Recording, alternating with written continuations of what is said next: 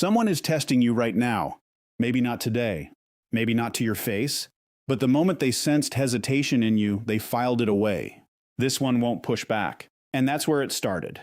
Disrespect is never accidental. It is probed, confirmed, and repeated on exactly the kind of person who stays silent when they should speak, who smiles when they should stand firm, who shrinks when they should take up space. Here's what behavioral science makes crystal clear. People don't respect you because you're nice.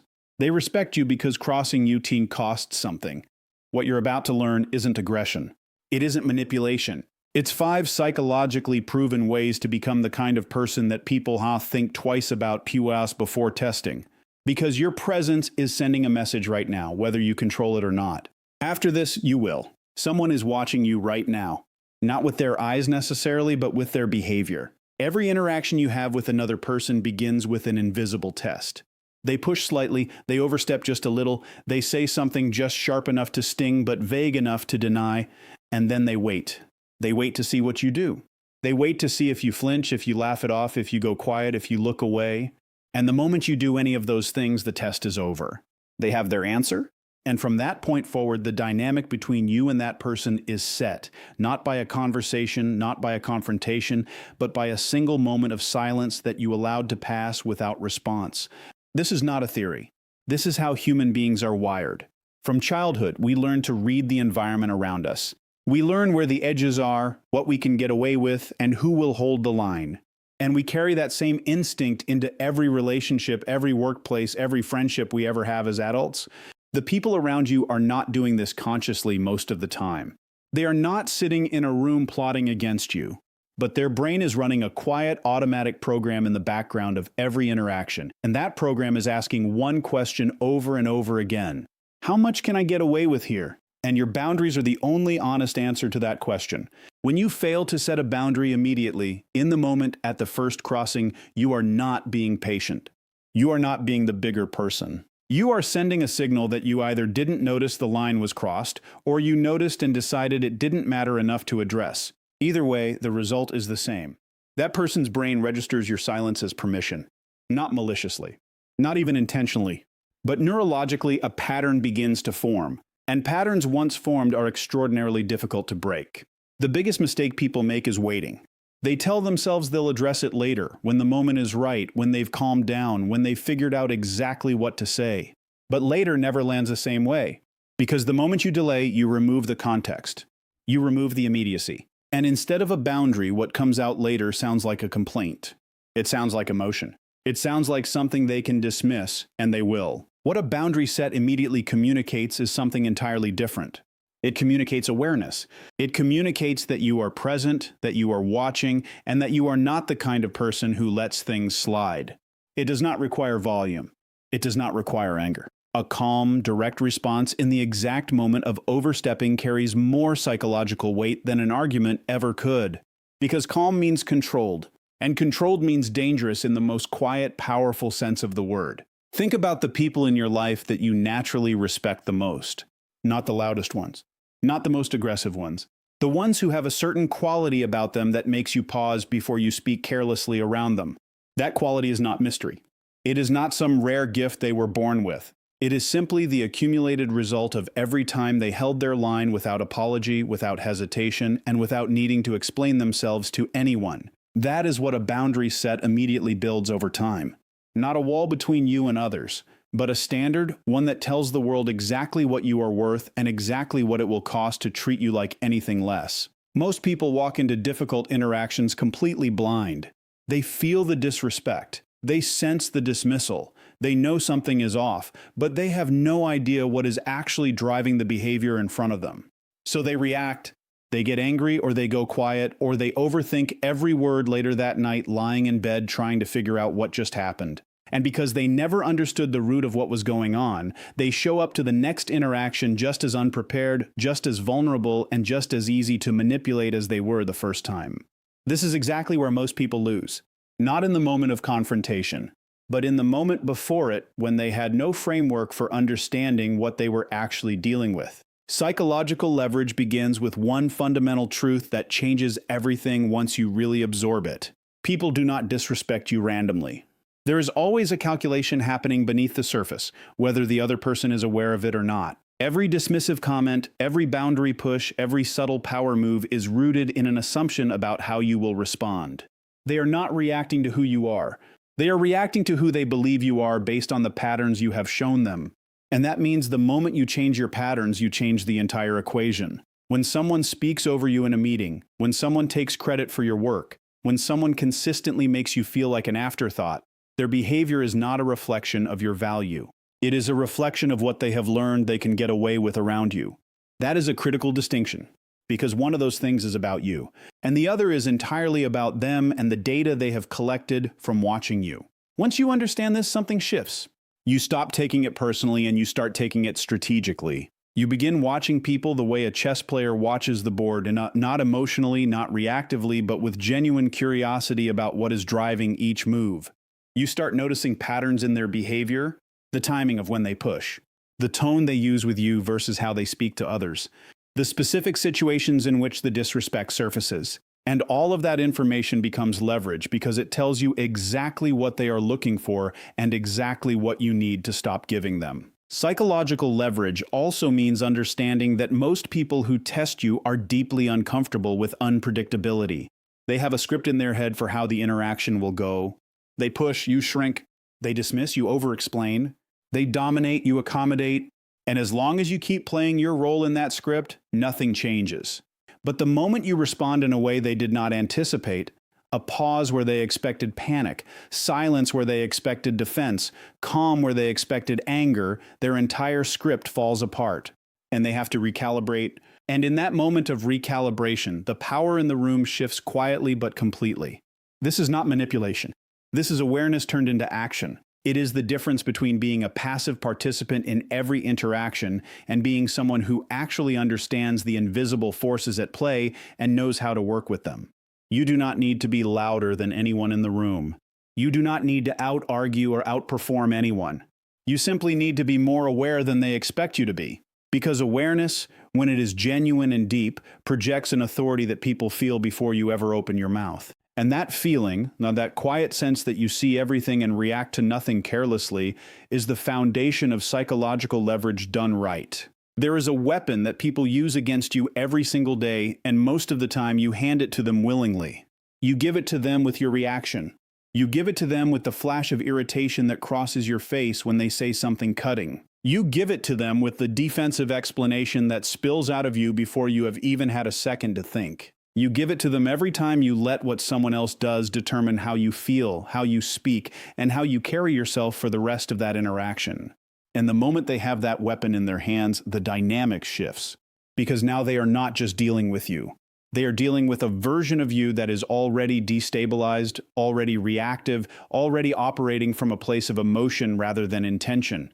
And that version of you is significantly easier to manage, dismiss, and disrespect. This is why controlled detachment is not just a useful skill. It is a fundamental requirement for anyone who wants to command genuine respect in a world full of people who are constantly, consciously or not, looking for emotional leverage over others. Understand what detachment actually means because most people misread it completely.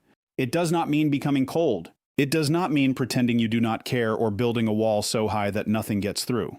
That is not strength. That is avoidance dressed up as strength, and people can feel the difference immediately. Real detachment means that you are fully present in an interaction, fully aware of what is happening, fully conscious of the dynamic at play, but you are observing it rather than being consumed by it. You are the person watching the storm from inside a glass room instead of standing in the rain getting soaked. Everything is visible to you. Nothing is controlling you. The reason this matters so deeply in the context of respect is that disrespectful behavior almost always depends on a predictable emotional response. Think about the people who have pushed your buttons in the past. They knew exactly what to say. They knew exactly which angle to come from, and they kept coming back to those same angles because they worked. Because every time they pressed that button, the light came on. Every time they threw that particular comment your way, you reacted in a way that gave them exactly what they were looking for.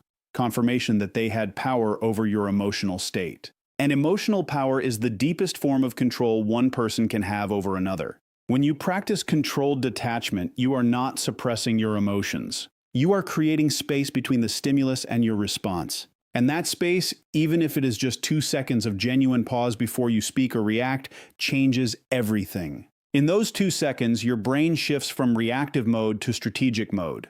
You stop asking, how do I defend myself, and start asking, what is actually happening here and what response serves me best? That shift alone transforms the entire interaction because now you are no longer playing the game on their terms.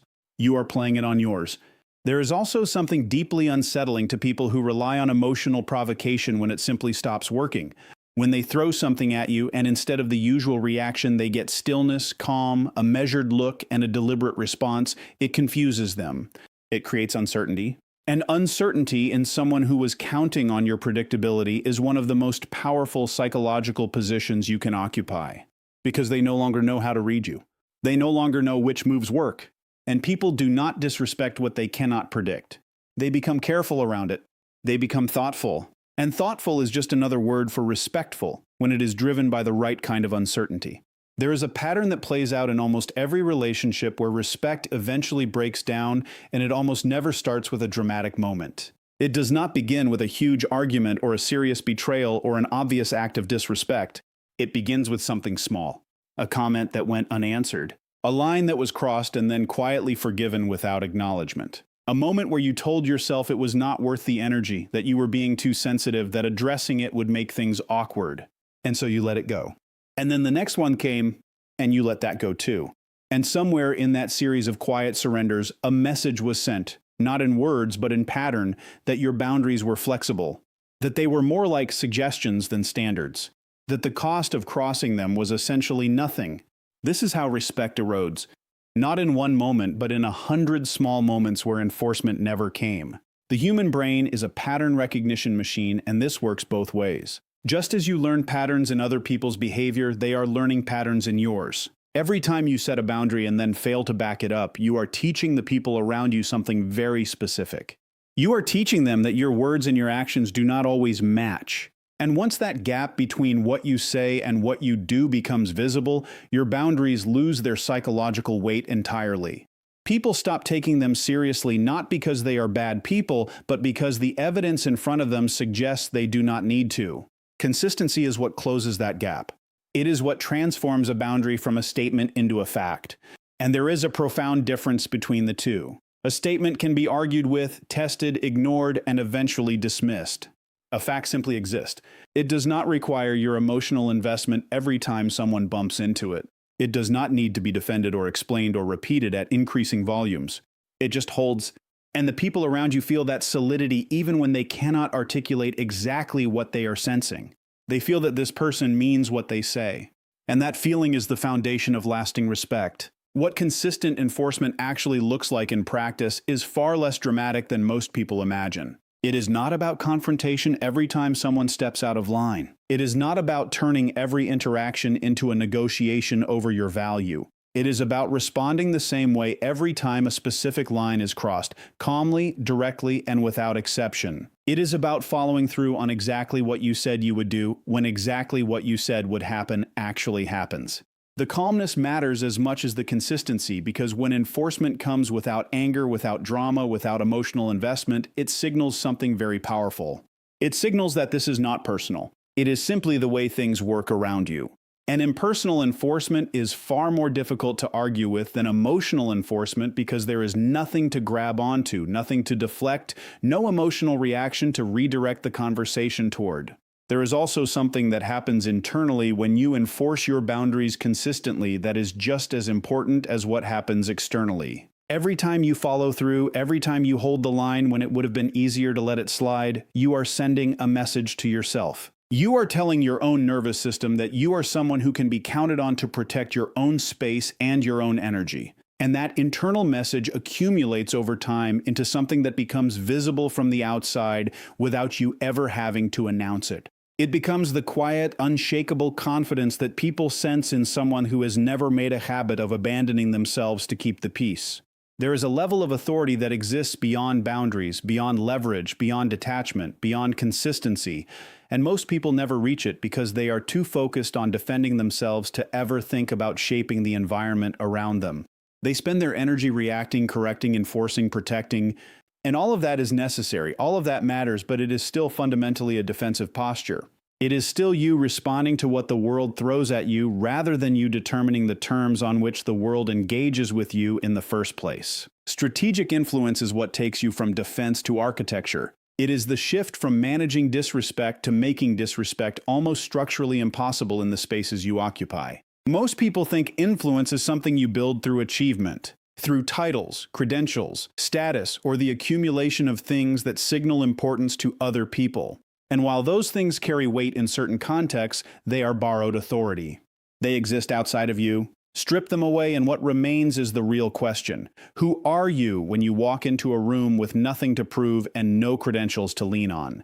Because that is where strategic influence actually lives. Not in what you have achieved, but in how you carry what you are. The human brain is processing social information constantly and almost entirely beneath the level of conscious awareness. Before you have said a single word in any interaction, the people around you have already begun forming an impression based on signals you may not even realize you are sending. The pace of your movement, the stillness or restlessness of your body, the way your eyes move around a room, the amount of space you allow yourself to occupy, the speed at which you speak, and the silence you are comfortable leaving between your words. None of these things seem significant in isolation, but together they paint a picture that lands in other people's brains long before logic and language have a chance to get involved. And that picture either says, this is someone I should take seriously, or it says something else entirely. Strategic influence means becoming intentional about every single one of those signals. Not in a performative way, not in the way of someone who is acting confident while feeling terrified underneath, but in the genuine way of someone who has done the internal work and whose external presence has simply aligned with their internal reality. Because people are remarkably good at detecting the difference. They may not be able to name what feels off about someone who is performing confidence, but they feel it. There is a subtle inconsistency between what is being projected and what is actually there, and the brain picks it up as a kind of low-frequency static that creates distrust rather than respect. When your presence is genuinely aligned, when the way you carry yourself, the way you speak, the way you engage and disengage is all coming from the same honest internal place, something changes in how people approach you. They slow down slightly before speaking carelessly. They consider their words a little more carefully. They give you more room in conversations without being asked. Not because you have demanded anything or enforced anything in that particular moment, but because something about you communicates that you are operating on a different level of awareness than they expected. And people naturally adjust their behavior around someone they sense is more conscious than they anticipated. This is the deepest form of respect because it is completely voluntary. It is not compliance born from fear of consequences. It is deference born from genuine recognition. And once you understand that this kind of influence is built not through force but through the slow, deliberate alignment of who you are on the inside with every signal you send on the outside, you stop chasing respect entirely. You simply become someone from whom it cannot reasonably be withheld.